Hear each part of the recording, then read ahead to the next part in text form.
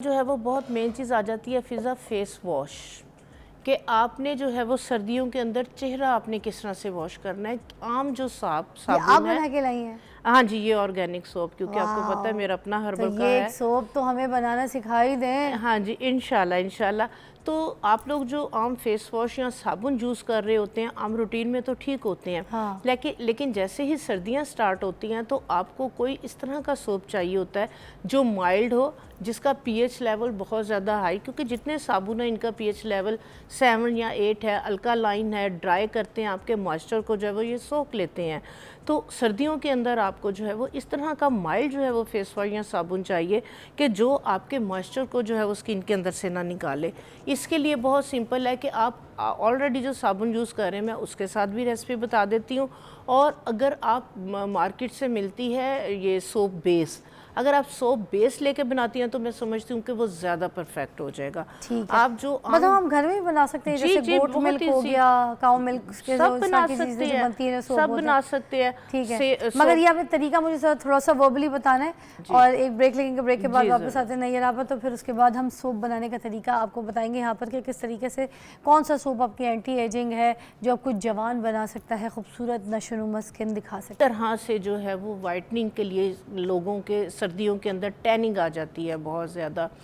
उसके बाद जो है वो स्किन ड्राई होने की वजह से इचिंग हो रही होती है, ख़ारिश हो रही होती है, तो उस पर जो है वो कोई भी आप पेट्रोलियम जेली लगा लेते हैं, कोई भी ऑयली क्रीम लगा लेते हैं, मुंह आप फेस वॉश करते हैं, दोबारा से वो ड्राइनेस वहीं पे होती है।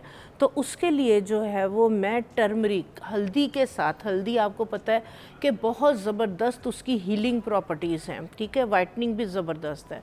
और उसके बाद जो है वो आपके गमलों में लगे हुए होते हैं कैमोमाइल, ठीक है, वो वाले करकुंदा के जो है वो फूल लगे हुए होते हैं, येलो कलर के छोटे छोटे से फूल होते हैं, वो वाइटनिंग के लिए बहुत ज़बरदस्त है। आप इसी तरह से क्या करें, आप 50 ml ग्लिसरीन लेके आप उसके अंदर 1 टीस्पून जो है वो हल्दी का ऐड कर दें, 3-4 फूल आप चाहे मैरीगोल्ड के डाल दें, येलो कलर के आपने फूल डालने हैं जो येलो कलर के लगे हुए होते हैं, क्योंकि जो येलो पिगमेंट है वो आपके मेलानिन कलर को, जो आपका मेलानिन पिगमेंट है उसको न्यूट्रलाइज करता है, उसको जस्ट लाइक का कट डाउन करता है। ठीक है, तो वो आपने उसके अंदर ऐड करके एक टुकड़ा दालचीनी का डाल के इसको भी आपने 8 से 10 दिन के लिए जो है वो We can keep this in the fridge as well, right? हाँ जी बिल्कुल, फ्रिज में भी आप इसको जो है वो रख सकती हैं। सर्दियों के अंदर ये बाहर भी पड़ा तो ख़राब नहीं है, क्योंकि इसके अंदर हमने कोई भी उस तरह की चीज़ नहीं डाली। ठीक है। तो ये बाहर भी 3-4 महीने पड़े रहेंगे तो ये ख़राब नहीं होंगे। अगर आप फ्रिज में रखना भूल गए हैं तो वो माइंड में आ जाएगा कि फ्रिज में नहीं रखा तो ये ख़राब हो गया। इसमें कोई स्मेल नहीं आने वाली। का टाइम क्या? इनको भी स्टेन करके, तो आप इसको लगाने का, जैसे आप सुबह में आपने कहीं पे भी जाना है,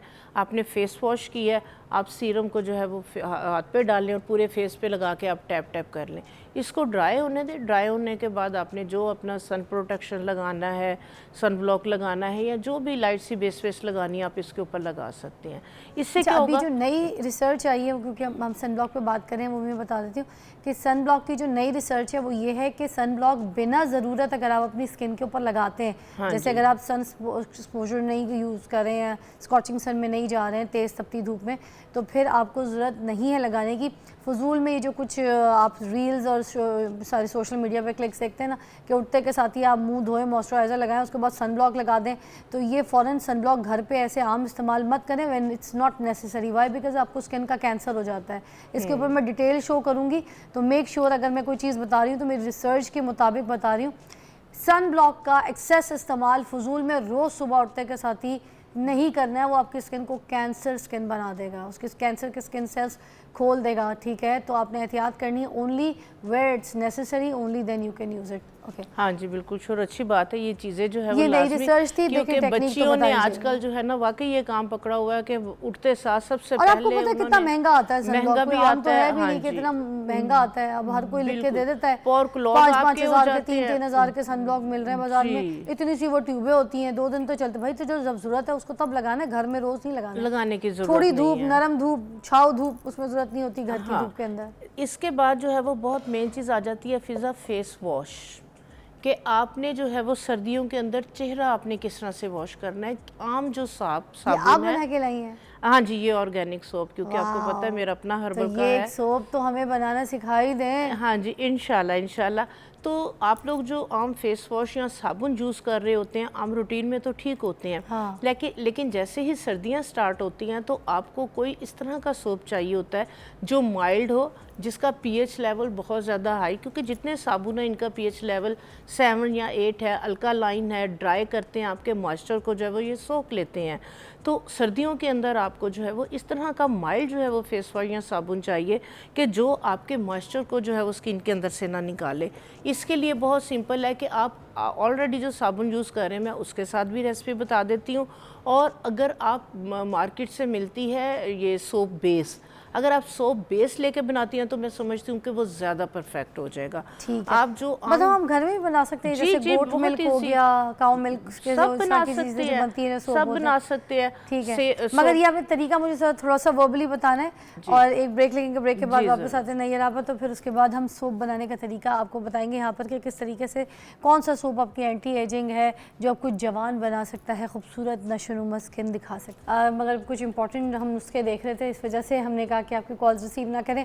आप कॉल कर सकते हैं अगर किसी को हाइजीन का बहुत ज़्यादा प्रॉब्लम है, बहुत से आप डॉक्टर्स को दिखा सकते हैं, और उसके बावजूद आपका कोई काम नहीं चल रहा तो घरेलू नुस्खा the best thing, the totkas is the best to use and to become young. तो हमारे पास से नैयर आपा है, वो बता रही थी कि सोप किस तरह से बनाना है, एंटी एजिंग सोप। जी जी बिल्कुल, जिस तरह से सर्दियों के अंदर मैंने बताया कि जो हार्श सोप हैं ये भी आपकी स्किन पे ड्राइनेस जो है वो लेके आते हैं।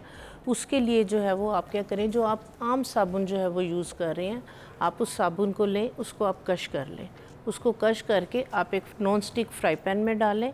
जस्ट लाइक 100 ग्राम छोटी वाली अगर टिकिया है साबुन की, आधा कप आप उसके अंदर दूध डाल लें या पानी डाल लें, ठीक है। तो दूध कौन सा, डब्बे का भी चलेगा? दूध हाँ डब्बे का डालें, क्योंकि आजकल तो जो है वो मोस्टली अगर घर में खालिश दूध है तो वो सबसे, गॉट मिल्क है तो वो सबसे बेहतर है। ठीक है। हाँ जी, तो वो डाल के जब साबुन सारा मेल्ट हो जाए, चम्मच के साथ चलाते जाना है ताकि फ्राई पैन के नीचे ना लगे। जब सारा साबुन मेल्ट हो जाए और थोड़ा सा जो है वो छोड़ने लगे, जैसे हम हलवा बनाते हैं ना तो साइड छोड़ने लगे, फ्राई पैन को आप नीचे उतार लें। उसके अंदर आपने जो है वो 1 टेबलस्पून ग्लिसरीन का डालें, 1 टेबलस्पून आप जो है वो उसके अंदर आपके पास अगर ऑलिव ऑयल मौजूद है या आलमंड ऑयल मौजूद है 1 टेबलस्पून वो उसके अंदर डालें। 3 से 4 उसके अंदर जो है वो आप विटामिन ई के जो है वो कैप्सूल डाल लें, और उसके बाद इसको वापस जो है वो शापर बिछा के किसी भी ढक्कन के अंदर, कोई गोल सा जो है वो ढक्कन ले के किसी भी डिब्बे का, तो शापर बिछा के आप ये सारी पेस्ट उसके अंदर डाल के चम्मच के साथ थोड़ा सा उसको प्रेस करें। साबुन को आप थोड़ी देर के लिए छोड़ दें, 10 से 15 मिनट के अंदर अंदर वो वापस अपनी जो है वो साबुन वाली हार्ड फॉर्म में आ जाएगा। अच्छा, तो ये वाला सोप जो है वो आप जो है वो अपने, जिनकी बहुत ज़्यादा ड्राइनेस है, ड्राई स्किन है और ड्राइनेस के साथ अगर टैनिंग है, तो इसी के अंदर आप इसी साबुन में हाफ़ टी स्पून आप हल्दी, हाफ़ टी स्पून आप जो खुश्क लेमन है उसका जो है वो छिलकों का पाउडर, और हाफ़ टी स्पून इसमें गुलाब की पत्तियों का पाउडर, ये अगर आप डाल देंगे, ये आपका बहुत ज़बरदस्त वाइटनिंग, एक जो आपका जस्ट लाइक एक्सफोलिएटिंग जो है वो आपका सोप जो है वो बन जाएगा। ये ना सिर्फ मॉइस्चराइज करेगा, ये आपकी टैनिंग को रिमूव करेगा और आपकी स्किन के ऊपर एक ग्लो और एक ब्राइटनेस जो है वो लेके आएगा। तो ये वाला और ब्राइटनिंग अगर सोप बनाना हो थोड़ा सा साथ, क्योंकि एंटी एजिंग के साथ साथ लोगों को ये भी होता है ना कि फेस थोड़ा सा फ्रेश लगे, खूबसूरत लगे, look young with fresh, it's a dream for every girl. बिल्कुल बिल्कुल। कुछ लोगों की ऑयली स्किन भी होती है, कुछ लोगों की ड्राई स्किन भी होती है, आपने ड्राई का बता दिया, ऑयली स्किन का भी बता दिया। हाँ जी, अगर जिन लोगों की ऑयली स्किन है तो डेफिनेटली कि उन लोगों को साबुन के अंदर या फेस पे लगाने के लिए ऑयल्स को अवॉइड करना है, तो उनके लिए जो है वो सबसे बेहतरीन है विटामिन सी का जो है वो एक सोप जो है वो फार्मूला बताती हूँ, उसको जो है वो बना के रख लें। उसके लिए ये है कि आप साबुन को जो है वो कश करें। आपने क्या करना है, थोड़े से नीम के पत्ते लेके उसको ग्राइंड करके उसके पानी के अंदर साबुन को मेल्ट करें आप। अच्छा। क्योंकि जो नीम है वो आपको पता है ऑयली स्किन के लिए, एक्नी, एंटीबैक्टीरियल के लिए ज़बरदस्त है। उसी के अंदर चंद आप पुदीने की जो है वो पत्तियां डाल दें ताकि कूलिंग इफेक्ट दे। 1 या 2 लौंग पीस के उसका पाउडर, यानी कि साबुन जब आपका मेल्ट हो गया, फ्राई पैन को छोड़ने लगा, आप नीचे उतार के 2 या 3 लौंग का जो है उसमें आप पाउडर डाल दें, थोड़ी सी जो है वो पुदीने की पत्तियाँ, और थोड़ा सा उसके अंदर आप lemon juice, just like 1 lemon का जूस डाल के आप मिक्स करके उस साबुन को दोबारा से जमा लें।